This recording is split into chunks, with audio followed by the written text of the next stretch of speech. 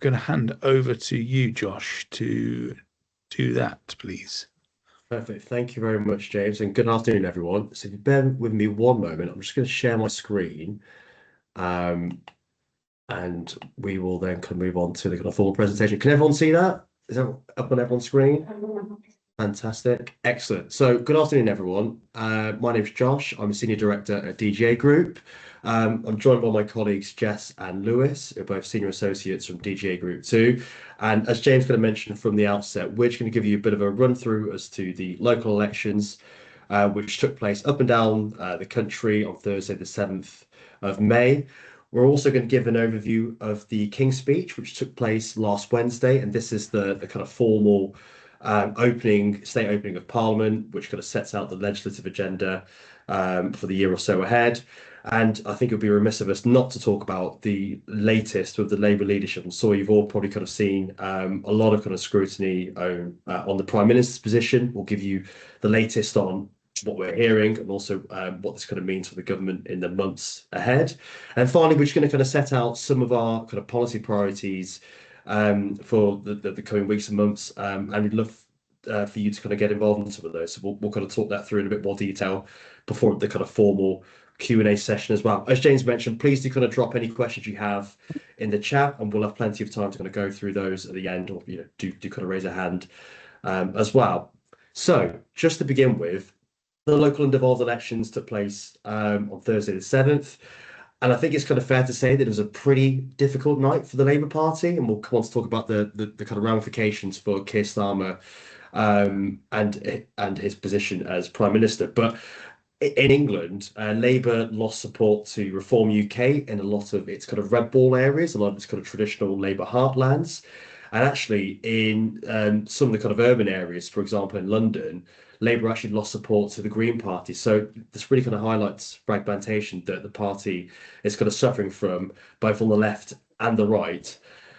We've got Nigel Farage kind of in the front centre of the top row of pictures here, and this is him outside of Havering Council last Thursday, and Reform UK, I think it's fair to say, will probably emerged as the real kind of winners from the elections. They really kind of consolidated their position as a serious electoral force. It had the strongest gains, both in kind of Labour kind of heartlands and also in areas that have kind of voted Brexit in the past. And as I kind of mentioned, they actually kind of won it in Havering. So Reform starting to get a foothold in places where it thought it never would, previously stand a chance, in places like East London. And I think it really kind of cements Reform's position as the kind of main party on the right, because I guess the party that are actually the official opposition in the UK at the moment is the Conservative Party, and sometimes it's easy to forget the Conservatives are actually the official opposition in the UK Parliament. And on the right-hand side of the screen here, we've got Kemi Badenoch addressing the troops after what was, I think, a pretty difficult night for the Conservative Party. They continue to kind of erode votes and hemorrhaging kind of votes in southern England, which was traditionally one of their heartlands, really. They actually kind of regained control of Westminster Council in London and have won the most seats on Wandsworth Council. But this, I think, was really kind of overshadowed by a series of kind of losses to Reform UK and to the Liberal Democrats. And I think there's no question, really, that Kemi Badenoch is a pretty strong and effective parliamentary performer. She often, kind of outwits Keir Starmer, a Prime Minister's questions, but the party is really kind of struggling to cut through and to really be heard, as we kind of saw by the fact that they didn't perform as strongly as they would have wanted to. They're losing votes to the right, to Reform, and they're losing votes arguably to the centre, to the Liberal Democrats. And I think while Reform probably were the undoubted winners for the night, I think the other kind of big story from the evening was the rise of the Green Party. They really kind of capitalised on disillusionment with Labour, particularly among younger voters and voters in urban areas, to really have some really kind of strong victories in local authorities, but also to gain some mayoralties as well. So they won victories in Lewisham, and they also won in Hackney. In the bottom left-hand corner there, that's Zach Polanski with Zoe Garbett, who's the new mayor of Hackney. And so, it was a really strong night for the Greens. And the final piece I just want to finish off on this slide is what took place in the devolved nations in both Scotland and in Wales. So in Scotland, it was a really historic night for the SNP. They secured their fifth consecutive victory. They remained the largest party in Holyrood with 58 seats, which is just short of an overall majority. But I think the really kind of big news was the victory of Plaid Cymru in Wales. So Plaid Cymru sealed a pretty historic victory. They ended Welsh Labour's kind of dominance that's kind of spanned over 100 years in Wales to become the largest party with 43 seats, falling just slightly short of winning an overall majority that they needed to kind of govern by themselves. And what that really kind of means is that Reen ap Iorwerth, I've been practicing the pronunciation of his name the last few days. Reen is going to be the new Welsh minister, the first minister in Wales. And he's going to be leading a minority government, we'd imagine, over the course of the next few years. And he's currently in negotiations to appoint his cabinet. So a really kind of big set of results. And a real kind of rise in voting, particularly for kind of smaller parties that we're seeing right across the United Kingdom. And to talk through some of those results in a bit more detail, I'm going to hand over to Lewis. Thank you, Josh. So just to begin with, we just wanted to give a bit more of a breakdown of last Thursday's local council elections in England. So as Josh has said, these are a very difficult set of results for both major parties, but particularly Labour. And although expectations had been managed beforehand in terms of the scale of the loss, it is very much increased pressure on the leadership of the party, and in particular Keir Starmer in the days and weeks that followed. So as we've alluded to, Labour's kind of significant loss was also them losing control of 38 councils, dropping down their overall number to 28. And what is particularly interesting here is how Labour were losing support. So whether it be to Reform UK in the kind of more traditional Labour strongholds, and then also to the Greens in kind of more urban and progressive areas, as Josh has said, them being kind of challenged on both sides of the political spectrum has really resulted in them losing a majority of the control they had over local government in England.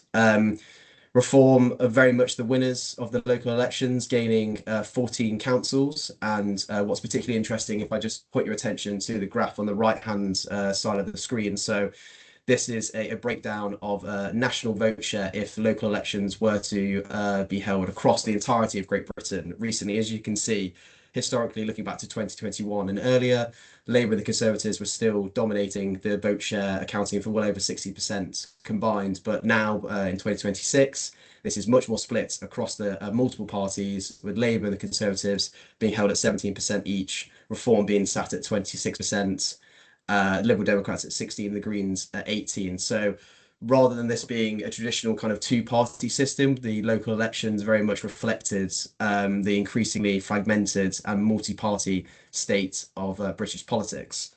So as Josh has alluded to, it was also a very difficult night for the Conservatives, losing 6 councils overall, but with some isolated positives in them regaining control of Westminster, and as Josh has said, a very strong set of results in Wandsworth. The Liberal Democrats, they very much maintained a kind of stable and slowly advancing kind of popularity and support, gaining 1 council overall.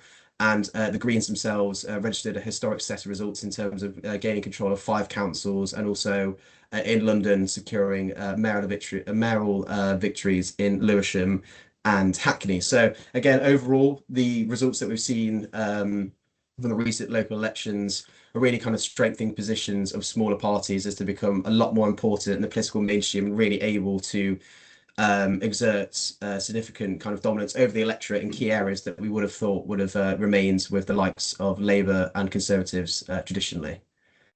So then just on to move quickly on to Wales and Scotland. So as Josh has said, the Welsh elections were very significant and historic in the terms of Plaid Cymru securing 43 seats to become the largest party in Wales, and also eliminating Labour's dominance that they've held for as long as we can all remember. Again, what's particularly striking is the rise of Reform here, them now having 34 seats to be the second largest party in Wales. This is a very significant shift, and again kind of points to the kind of fragmentation and diminishing influence of the traditional parties over what would be considered their strongholds.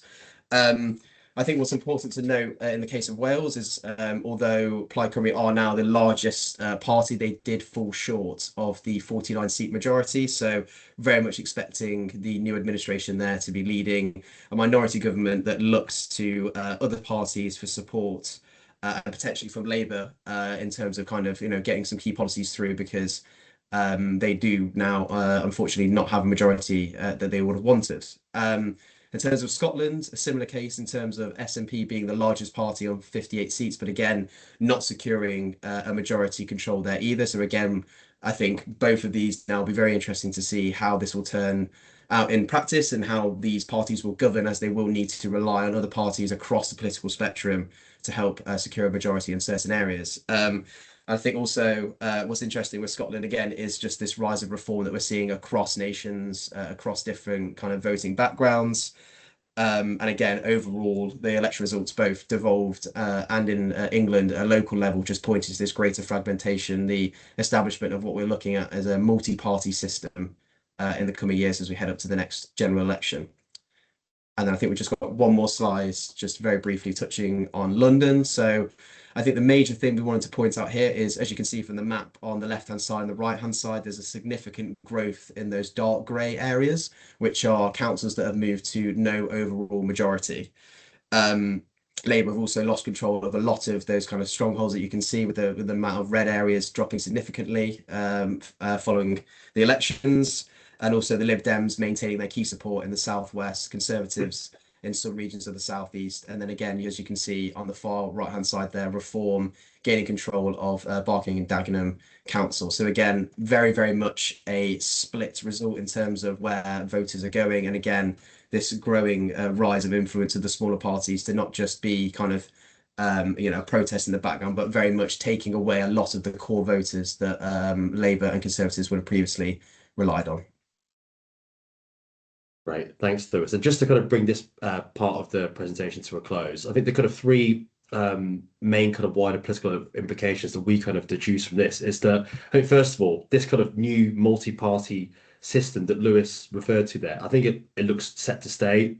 In the past, first past the post, which is the kind of traditional method in which we kind of elect in most parts of the UK, the way that we elect kind of representatives has often been a kind of friend of Labour and the Conservatives, and has made it more difficult for smaller parties to emerge because often their kind of vote is spread. But actually, the way in which the voting for kind of third parties has kind of played out in this, particularly the local elections, it really kind of suggests that people don't buy into that old adage that voting for a smaller party is a wasted vote. Clearly, it's not, because we've got Reform that are performing really well right across the UK, as are the Lib Dems and as are the Greens. And kind of moving on to Reform and the Greens, I think they've also had a really, really kind of historic set of electoral results here. And they've really got an opportunity now to be judged on results. Really, they are no longer on the sidelines. They are going to be controlling some pretty major local authorities and mayoralties, and people have an opportunity and a real kind of proper look at seeing whether they deliver results, and that could be a good thing and a bad thing for them looking ahead into the future.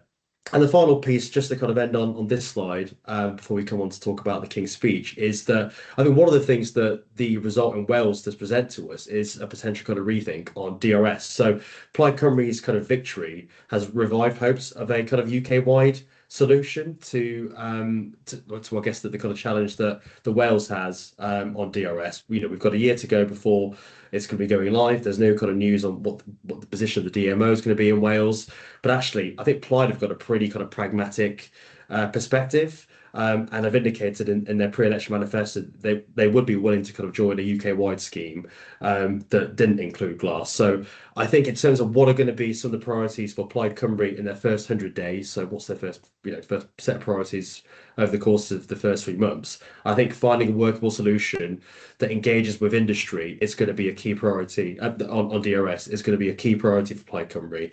And indeed, I think James is going to an industry roundtable later on this week. So things are going to start to move on this.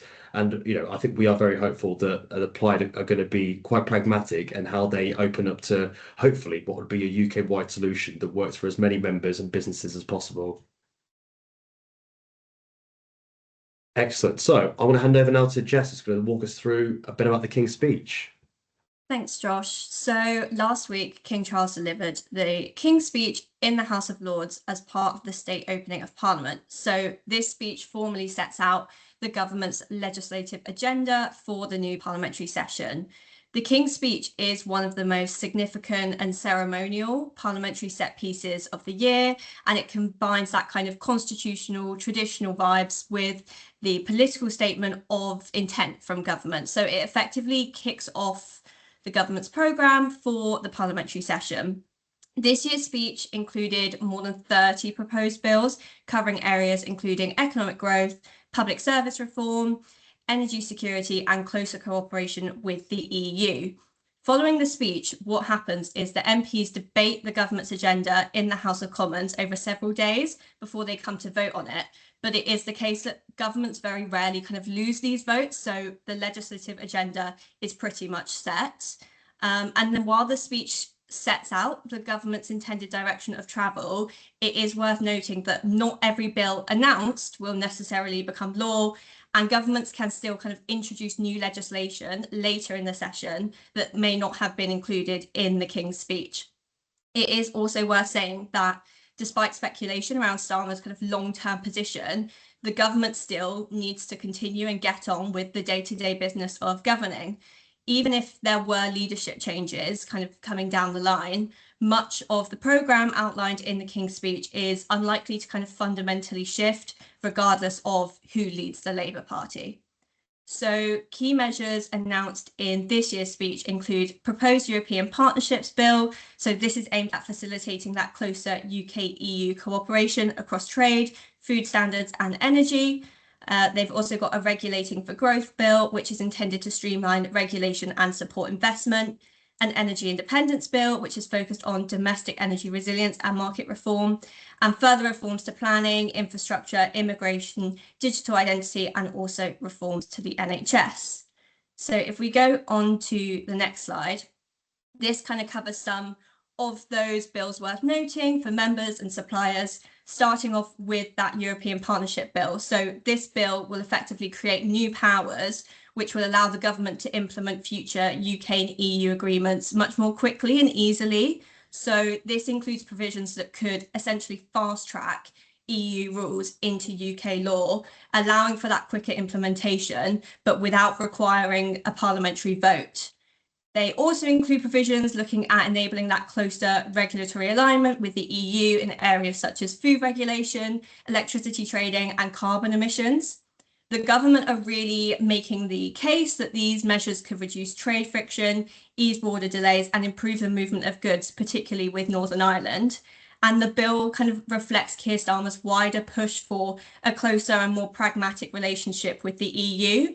It also comes at a really interesting time ahead of the next UK-EU summit in Brussels, where negotiators will be talking about cooperation on food trade, energy and emissions. So a really timely introduction. It is worth noting that, of course, the legislation will be going through both houses and may see some resistance from Reform and Conservatives who may effectively say it's kind of undoing Brexit by the back door. So this is definitely one that we'll be monitoring and let you know of any developments.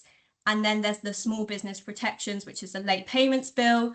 And this introduces stricter rules aimed at tackling delayed payments to small businesses. So it's introducing a number of measures, including a proposed maximum 60-day payment term, mandatory interest penalties on overdue invoices, and stronger enforcement powers for the Small Business Commissioner, looking at the ability to investigate and fine persistent offenders. So this legislation is framed by the government as enhancing the financial stability of small businesses, but also helping improve kind of overall management of cash flow.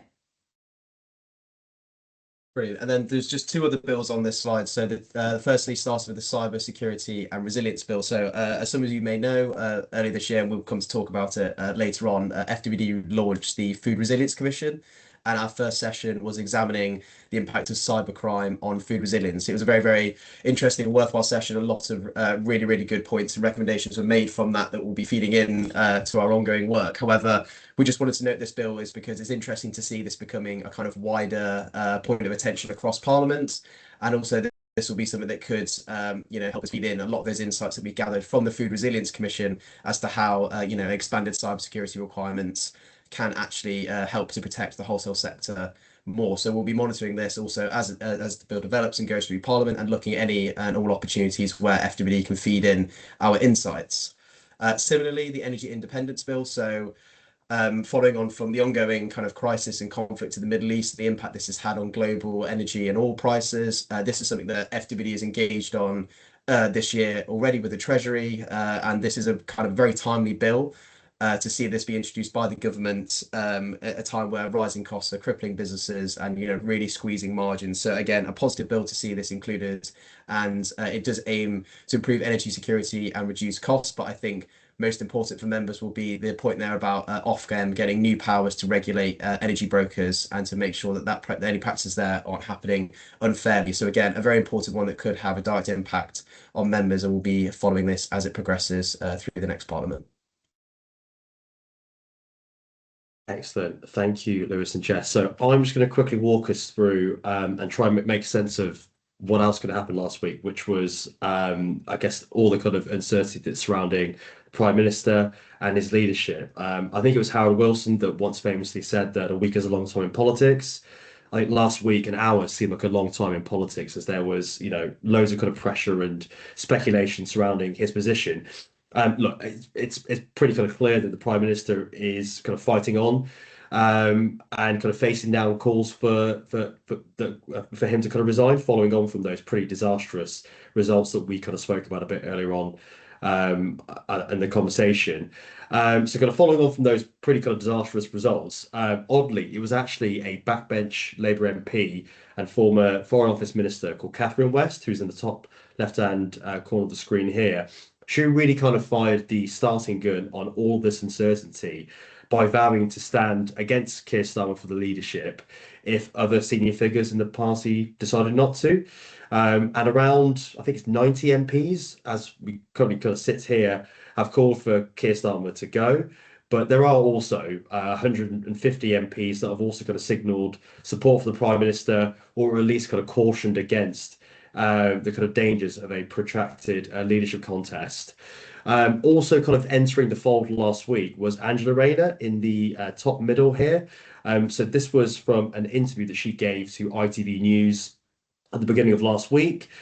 She actually resigned from the government last year, following on from some kind of questions that she had over her tax affairs. And she's now been kind of cleared by HMRC. Of all these kind of measures, which basically kind of meant that, if she were to kind of enter the leadership race, which she has not formally yet, that she would be kind of able to do so because she hasn't got any kind of lingering concerns over her tax affairs. But the real kind of big moment, I think, first big moment within the cabinet was last Thursday, and that was from Wes Streeting at the top right hand corner there. You can see him leaving Downing Street. There had been kind of mounting speculation all week that he was going to resign, and we actually had this pretty farcical situation where Wes Streeting was sat on the front bench of the King's Speech debate, a couple of seats down from Keir Starmer, and he was being taunted by Conservative MPs saying that he was, going to resign, and he was causing all these problems for the government. And actually, he did formally resign last Thursday, and he kind of published a pretty scathing resignation letter to the Prime Minister that was really critical of the Prime Minister and the fact that he kind of openly kind of questioned his leadership and lack of vision. However, thus far, he has refrained from actually kind of making a formal challenge to the Prime Minister. Now, a lot of his opponents say that is down to the fact that he doesn't actually have the support of his colleagues in Parliament to kind of mount and hit the threshold that he needs, which is 81 MPs, to kind of make a formal challenge to the Prime Minister. But we weren't actually done yet. So if we kind of move on to the bottom row of these images here, the gentleman in the bottom left-hand corner is the MP for Makerfield, Josh Simmons. And he actually resigned his seat last Thursday. I think it was about 5 o'clock last Thursday evening. He resigned his seat, which paved the way for Andy Burnham to make a pretty sensational return to Parliament. Andy Burnham, who is, of course, is the Greater Manchester Mayor. He has kind of thrown his hat into the ring to be a candidate for the constituency of Makerfield, which is in the northwest near Wigan. Now, if Burnham does kind of win this by-election, which is going to be taking place, we believe, on the 18th of June in a month's time, he would be a serious contender to be Prime Minister and to make a formal bid to be Prime Minister and make a formal challenge to Keir Starmer for a couple of reasons. I think, he's got a really strong standing amongst members of the parliamentary Labour Party and also Labour Party members who are very supportive of Burnham and his candidacy, but also with the wider electorate as well. If you kind of look at consistent polling, Andy Burnham is one of the very few politicians that is actually liked by the British public. But his task is going to be pretty difficult. And the reasons to why Andy Burnham's task is going to be quite difficult is kind of laid out really on this slide here. So this kind of sets out, I guess, the kind of current projected polling in Makerfield in this constituency. So last week, or 2 weeks ago, actually, on the 7th of May, Reform actually won 24 out of 25 of the seats in Wigan Council, the nearby Wigan Council, which kind of gave them projected local polling of around 50% compared to Labour, who are on 23%. However, that has been adjusted. If Andy Burnham stands in the seat, then he'll be projected to have a 39% poll lead over Reform, who would have 36%. So look, it would be a really, really kind of close contest. There are those in Andy Burnham's camp that claim that he has a 45% chance of winning this seat.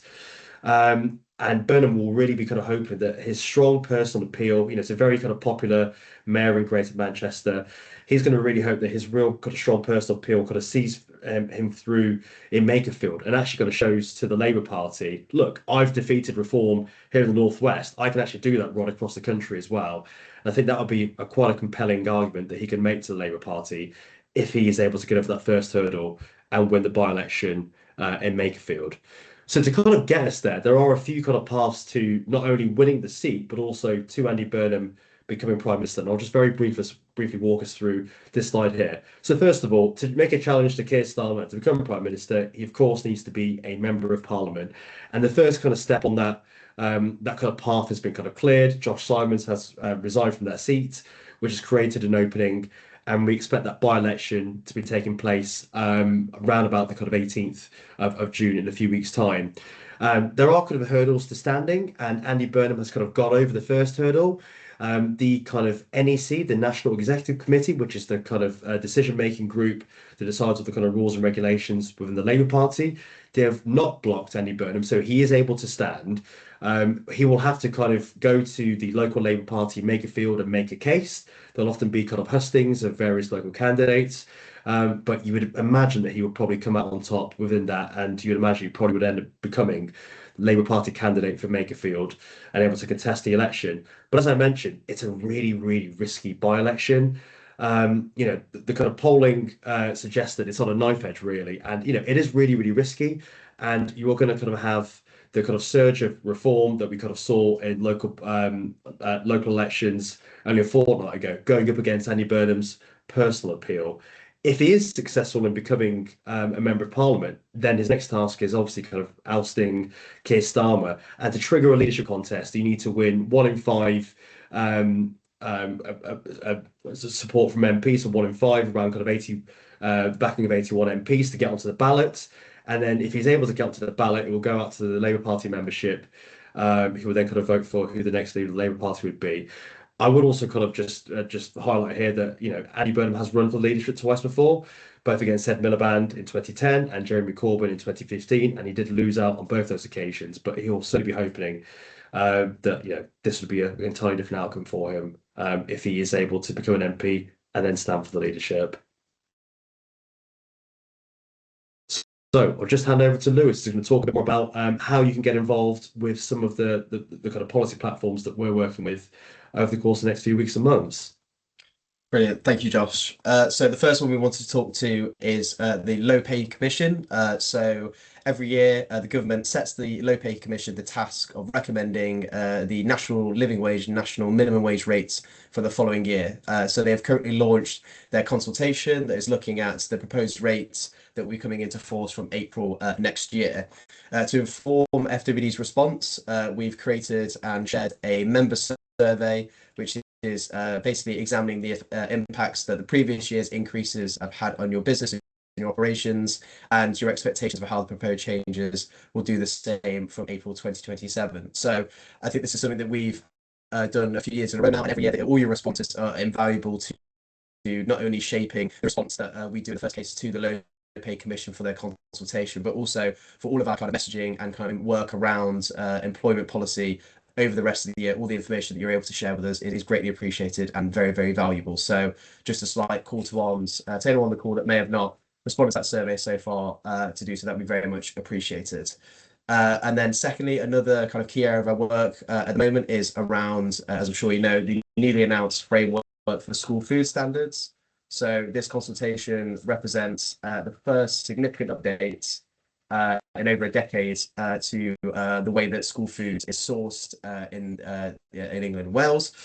We've already held preliminary discussions with certain members to gauge their views on the consultation and the proposed changes ahead of the deadline on the 12th of June. But again, we'd encourage all members just to take the time to read through the consultation questions, even if there's just one area in particular that you'd like to flag. That would be very appreciated, as we're currently collating that feedback and we'll be incorporating that into the wide response we submit on behalf of FWD.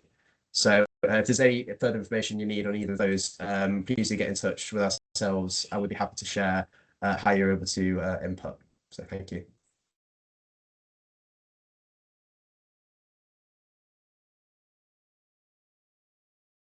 Great. And then, as Lewis mentioned earlier in the call, and as many of you will probably be aware, FWD launched its Food Resilience Commission earlier this year. So this is a cross-sector forum bringing together parliamentarians, industry leaders and expert stakeholders to explore the most pressing challenges impacting the security, sustainability and resilience of the UK food supply chain. So this commission is chaired by former Food Minister Daniel Zeichner, and is gathering evidence throughout the year, and we very much welcome your participation in that work. So firstly, the Commission is undertaking a series of roundtables that's already begun, focusing on specific themes within the wider umbrella of food resilience. So as Lewis said, we held our first roundtable last month, looking at the impact of cybercrime on food resilience, brought together industry and cyber experts to talk about that growing threat on the food supply chain and exploring best practice and our kind of key asks around the mechanisms we need to strengthen resilience. The discussion that we had will help inform the Commission's final report and recommendations to government, as will the following roundtables. So our next roundtable will take place next month and will focus on the food supply chain as critical national infrastructure. So exploring whether the sector is sufficiently recognised and supported given its critical role, and also looking at potential kind of lessons learned from shocks like the pandemic and how the industry can be supported going forward. We'll also then be hosting a further roundtable later this autumn, looking at sustainability as a foundation for food resilience. So looking at issues ranging from energy reliance and imports to the long-term kind of sustainability of supply chains. Alongside this roundtable evidence gathering programme, we're also launching this call for evidence and would welcome any kind of written submissions that anyone would like to contribute, covering any of these themes or kind of wider things that you would like us to take into account as we look at resilience. All of this will be compiled into the Commission's final report, which will be published later this year.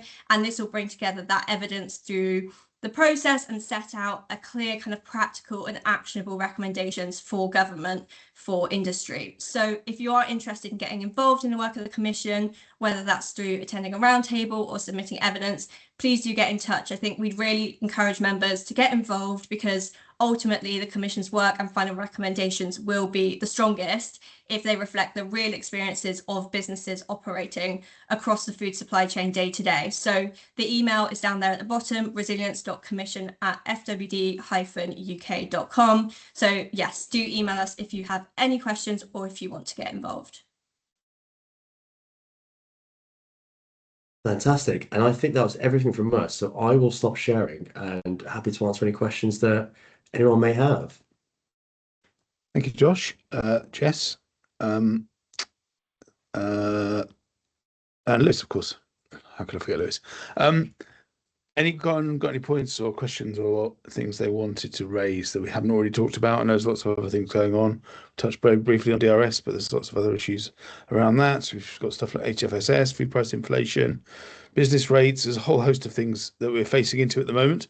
Anybody got any questions about what they've heard or points they'd like to raise or things that we could discuss? So just raise your hand and we'll come to you.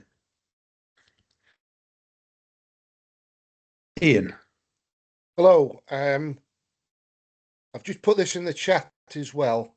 It's off topic, but something that's just been flagged to us from the autumn budget that seemed to have slipped by is the economic crime levy, which those of us who are registered for money laundering, the thresholds have been dropped dramatically. Yeah. And the actual levy has been increased dramatically. So previously we were looking at £1 billion cut-off. Beneath that, the top fee was £36,000 a year. £500 million turnover now has a potential fee of £500,000 per annum, which is a massive charge on an industry that makes such small margins. You know, for example, we're looking at Parfits at turning over just over £800 million this year. We're registered for money laundering. We try and do the right thing. And we suddenly find from September 27, the levy that we pay is going to move from £36,000 to £500,000. As it's a levy, it's not tax deductible either. So there's massive implications for the industry there.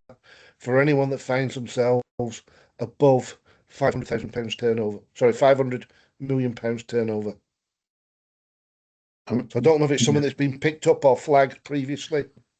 Yeah, we've done quite a bit of work on this in the past. Not so much about the changes in the thresholds, but in terms of the impact on wholesalers, specifically around know your customer work. So having to make sure that high value dealers are registered, for example, and consistency of application across businesses, which there has been a bit of a patchwork there from HMRC and others. So we have done some work on that. But in terms of the threshold change, not specifically, but absolutely we'll take that away and have a look at it. Yeah. So any business with a turnover over 500 million, the money laundering fee goes up to 500,000. Is that what you're saying? Yes. Okay. So anyone that was in that gap of 500 mil to £1 billion was previously paying £36,000 per annum, and now has a levy of £500,000. Yeah. Yeah. Given that we're industry on tight margins, that the government is talking about food security, etc. Yeah. It feels that we're penalised for growing. We need to grow to meet the minimum wages. Yeah. So everything we try and do to grow to meet the minimum wages, to provide, food, groceries into domestic supply, we believe, just talking this through at Parfits, that effectively we're being slapped down and told, don't grow, don't prosper, shrink your business. I'm not sure where she's going with this, but yes. Okay. Leave that with us and we'll come back to you on that, if that's okay. Thanks, James. Doward. Just a couple of questions. Just is there any news on this whole credit card charges business? I heard there was something afoot on that. And then the other one is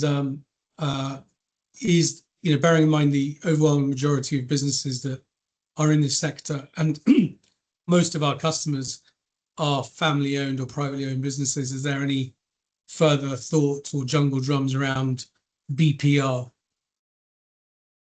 Should we go to the second one first? No, there was a change. The end of last year, announced on December 23rd last year, in terms of the thresholds going up. No further news in terms of changes. Continue to make representations on that. One thing we did hear today, which you may have seen in the news, totally unrelated actually, but it was around the fuel duty increase, which is due for September. They're not going to do that now, which is one bit of moderately good news amongst a sea of rather less good news, I should say. But in terms of BPR, no, nothing further than what was announced in December. No, there's lots of representations being made by lots of organisations. The Family Business Association, for one, we've worked with them, so we'll come back to you on that. On credit cards, interestingly, I had a question about this last week. I haven't heard anything specifically, but if there's something happening, then be interesting. As you know, we've met up with the payments regulator previously. What have you heard on that, Dowd? I thought they were going to introduce some kind of cap. Nothing that we haven't already talked about. But again, let me have a look at that and come back to you in terms of the latest state of play.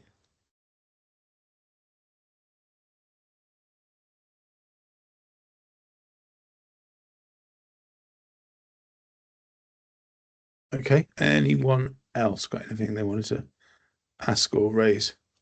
Yeah, there's a question from David Cook in the chat Right. about EU sanitary and photosanitary deal and the general SPS EU deal. reset. I would like to better understand realignment, get Brexit undone. That's editorializing there, David. Is really problematic. No, it's not problematic. It's the opposite of that. I think there are some short-term issues in terms of the changes that have been made while we haven't been aligned, having to go back, because obviously we've been out of the EU now for 3 years, and the EU have made changes in terms of their SPS rules, which we would then need to align with going forward. So that will mean some short-term measures. But in the long term, I think every business that's importing products into the UK, certainly those subject to SPS rules, sees it as a nothing but a positive. So I think it's short-term pain leading to immense medium to long-term pleasure. Yeah, no, well, exactly. I do get that. It's just that, you know, even the leader in the grocer, which is just out, is saying that that dynamic realignment, and they put in brackets, is harder than Brexit. So I just can't see where the problems are coming from. But I don't want to go into something that I'm not clear about myself, you know, and that's the FDF, BRC and FSA are all citing this. Yeah, it's to do with the changes that have been made in the time when we haven't been aligned, and having to realign, if you like. But obviously, there's not going to be a huge amount of things, and those things will mean some changes need to be made. But then we'll have frictionless trade after that. So yeah, I think that's right. But none of it is done, and we were talking to government about SPS anyway. So if there's anything in particular that is animating members, then let us know, because we've talked to them frequently about the SPS agreement and nothing's been agreed as such. It's still in negotiations. So that's probably why BRC are flying a kite. They've been talking quite a lot of lately, specifically British Retail Consortium. We're talking a lot about things like EPR and DRS and plastic packaging tax to try and get some movement on food price inflation. So I think they're essentially just throwing everything into the pot and hoping that a couple of things come out, which, you know, it's not a bad tactic.